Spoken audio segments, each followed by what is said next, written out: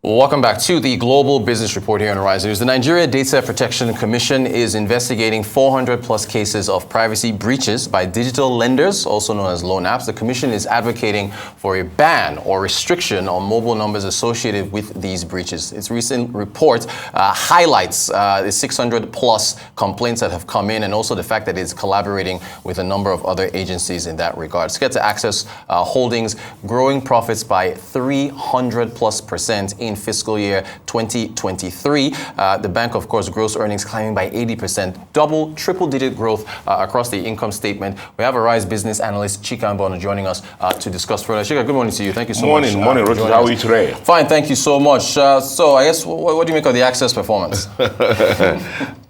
Well, I mean, we'll talk about Access with some... A heavy heart. A heavy heart. Yeah. But it's sad thing, because of the fact that just about 2 weeks ago, or thereabout, we buried Dr. Herbert Ngwe, who was the chief pusher of the... so the 2023 result is actually the last fiscal year that he superintended, and based on the parameters, you find that the bank did very well. Of course, I think it's first of the big five. So release audited results. Yes, that's correct. So waiting for others to come up, So the kind of figures that from half year 2023, we're already seeing the impact of the devaluation on the performance of the bank, the result of the banks, especially those who had a good asset position in foreign exchange. And some people were asking me, a lot of people now ask me, why has this, how is this? And I said, there are a lot of my young friends who, what they do these days, they have $100 in their dorm account or $100 under their pillow. Every day they're calling me to say their savings has increased. So a lot of people became FX, people were looking for FX to get to 2,000 naira today, Yeah, so well, almost told me that, my savings would have moved to 200,000 naira with my $100 bill, Yeah. I mean, so it is for the banks too. That those banks who had strong positions on foreign exchange, like Access Bank did, impacted their results, and that's also affected the results of so many other banks.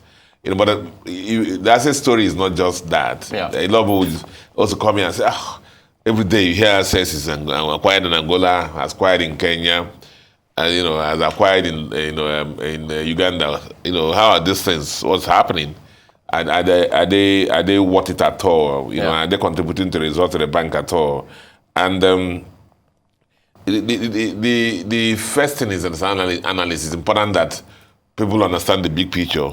Access Bank team, just like I think UBA, believes also that a world-class bank can emerge from Nigeria. And so Access has stopped seeing themselves as a Nigerian bank, but they see themselves as an international bank with a Nigerian origin, a Nigerian heritage. Yeah. And that's what has driven their expansion program and a lot of the geographies. And so they have selected some countries where they're going to situate. Yeah. And whether it's Zambia, whether it's Kenya, and whether it's Botswana, literally mention every country now, they're going there, Yeah. And so strategy was dominate Nigeria, expand to Africa, and then take on the world. And also you can see that happening. And so let me put it out there. For the subsidiaries, for example, increasingly they're becoming more profitable for the bank. About 19 billion contribution in 2022. This year came almost 200 billion in the PBT of the bank. So you can see on quantum basis, the things are happening. And as the acquisition solidify, the acquisition imperatives will become more clearer, and you will see the result more. And then the other thing that happens also is that, I think I said it about last week. I said, just imagine coming to Nigeria and just having, you see how big Nigeria is, and the bank that you have is just one small bank in Nigeria, you make no impact. Right. So Access Bank, what it does is that it enters into a country, it starts looking for growth. and the growth it does by gobbling other banks. Yeah. For example, in Zambia, with the acquisition they've made, from they become from about 16th largest bank in Zambia, they're now the 4th largest bank. Wow. In Kenya, with the acquisition they just made, the one we talked about last week, Yeah. from being the third bank in Kenya by size, Yeah. they have come down to 16.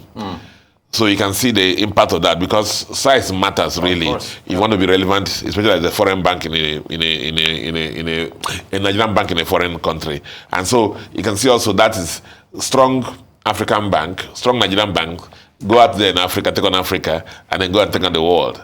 And that has been asset strategy. Yeah. And that's why you see they just got the Hong Kong trying to get up instead of in Hong Kong. They're in Paris, they're in Dubai. I think they have also in China too. And so that's that. So they say they're a Nigerian bank. Well, yeah, No, sorry, the international bank with a Nigerian heritage. Right. And that when we look at an analysts will just believe that all the big banks must come from the Western world. Right. That they want to show that something big can come from Africa, and that's why they're doing what they're doing. Yeah. And so that's that. So the results reflects on that.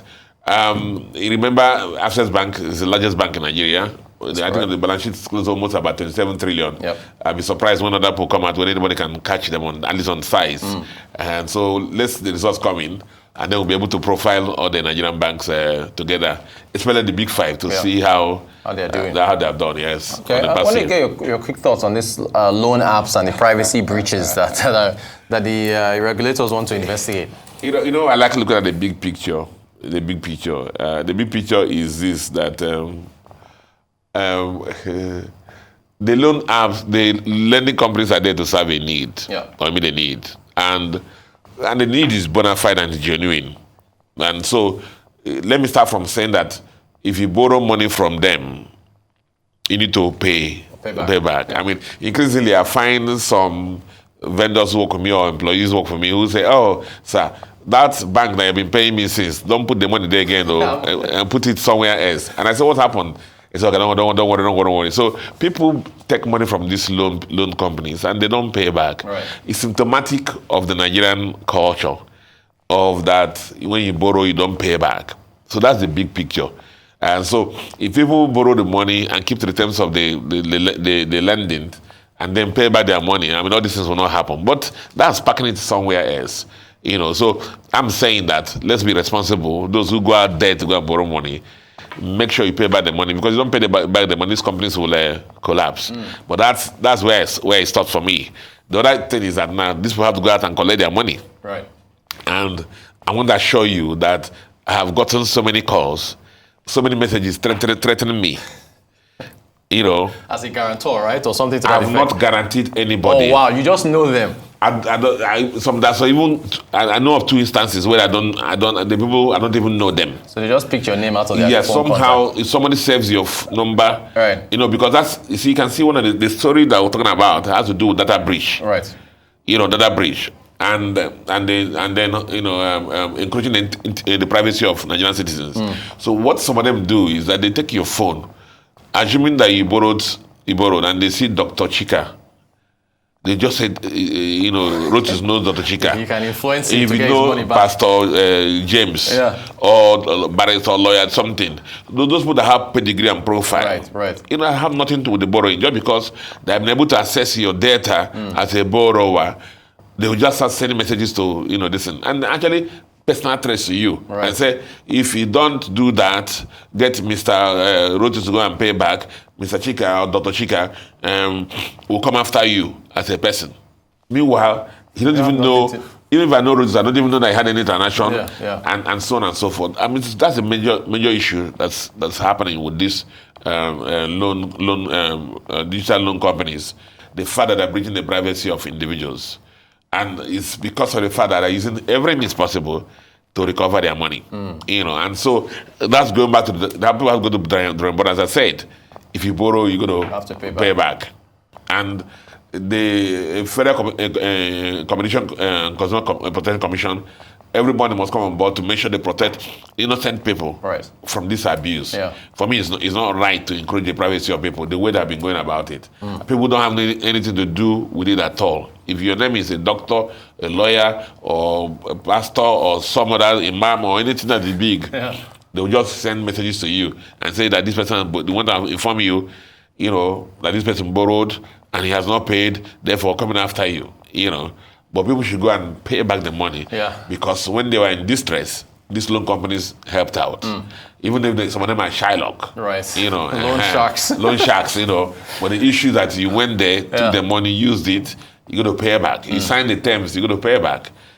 Stop dodging. I see a lot of people dodging, changing their SIM cards. People are changing their account numbers and so on. Dropping account numbers. Don't pay money there, because it's going to be swallowed up and so on and so forth. Yeah. Let's kill that culture of not paying back our loans. But I mean, what the lower citizens, because that's the bottom of the pyramid. And you see, the issue that these amounts are not even big. So it's more on the bottom of the pyramid people. But what can we say when AMCOM tells you that maybe 50% of the loans that are standing in Nigeria or that have not been paid back are owned by about almost 300 Nigerians? So the big boys also have not refused to pay back their loan on AMCOM's perspective. So the people bottom of the pyramid also are not paying back. So it's a Nigerian culture that you borrow, you don't pay. That culture has to change. It has to change, yeah. All right, business analyst Chika Mbonu. Chika, thank you so much for joining us. Appreciate your time.